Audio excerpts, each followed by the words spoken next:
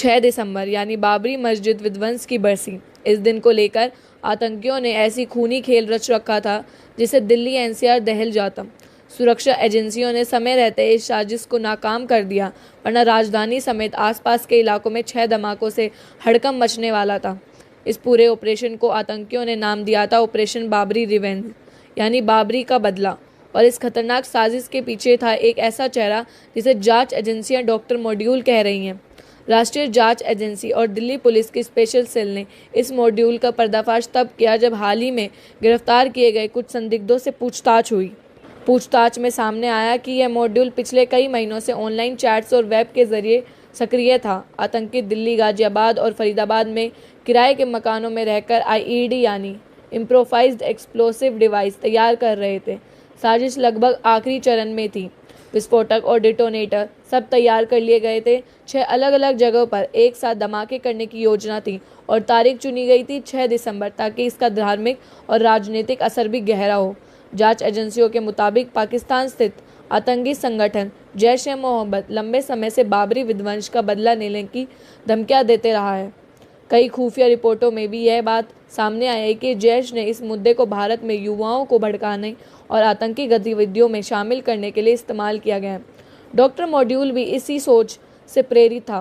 Funding और तकनीकी मदद पाकिस्तान से हवाला और क्रिप्टो करेंसी के जरिए पहुंची जा रही थी। साजिश के तहत दिल्ली के वेस्ट बाजारों और मेट्रो स्टेशन को टारगेट बनाया गया था। दिल्ली पुलिस के अधिकारियों के अनुसार आतंकियों का मकसद केवल धमाका करना नहीं था, बल्कि पूरे देश में दहशत और सांप्रदायिक तनाव फैलाना था। एक अधिकारी ने बताया, तारीख, निशाना और तरीका सब कुछ इस बात की ओर इशारा कर रहा था कि यह हमला सिर्फ लोगों को मारने के लिए नहीं, बल्कि समाज को बांटने के लिए था। गुरुग्राम और नोएडा में भी स्थानीय खुफिया इकाई ने 2 संदिग्धों की निगरानी शुरू की थी, जो डिलीवरी एजेंट के वेश में घूम रहे थे। उन्हीं के जरिए एजेंसी गाजियाबाद के लोनी इलाके में पहुंची, जहां से भारी मात्रा में विस्फोटक सामग्री और इलेक्ट्रॉनिक डिवाइस बरामद किए गए। इस पूरे नेटवर्क का मास्टरमाइंड है एक शख्स जिसने कोड नेम दिया गया है डॉक्टर साहब। खुफिया सूत्रों के मुताबिक ये 38 साल व्यक्ति मेडिकल रिसर्च की पढ़ाई कर चुका है और लखनऊ के एक प्राइवेट क्लिनिक में काम करता था। साल 2022 में अचानक वह लापता हो गया और माना जा रहा है कि उसने नेपाल होते हुए पाकिस्तान बॉर्डर तक की यात्रा की, जहां उसे जैश-ए-मोहम्मद से ट्रेनिंग मिली। डॉक्टर ने अपनी वैज्ञानिक समझ का इस्तेमाल करके कम लागत में ज़्यादा नुकसान पहुंचाने वाले बम बनाने की तकनीक तैयार की। एनआईए ने इस मामले में अब तक कई संदिग्धों को हिरासत में लिया है। सुरक्षा एजेंसियां लगातार यह पता लगाने की कोशिश कर रही हैं कि इस मॉड्यूल के और कितने सदस्य देश के अलग अलग राज्यों में सक्रिय हैं। सूत्रों के अनुसार जांच टीमों ने नेपाल और बांग्लादेश कनेक्शन की भी जांच शुरू की है। इसके अलावा साइबर सेल विदेशी फंडिंग के सबूत जुटा रही है। इस खुलासे के बाद दिल्ली एनसीआर, लखनऊ, जयपुर और अमृतसर समेत कई शहरों में सुरक्षा बढ़ा दी गई है।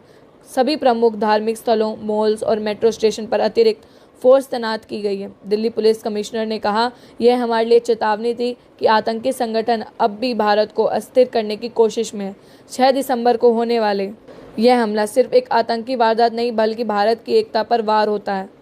लेकिन एजेंसियों की कार्रवाई से देश एक बड़े मामले से बच गया। डॉक्टर मॉड्यूल के जरिए एक बार वाद नए रूपों में, नए तरीकों से सामने आ रहे हैं और उसे रोकने के लिए हमारी चौकसी ही सबसे बड़ा हथियार है।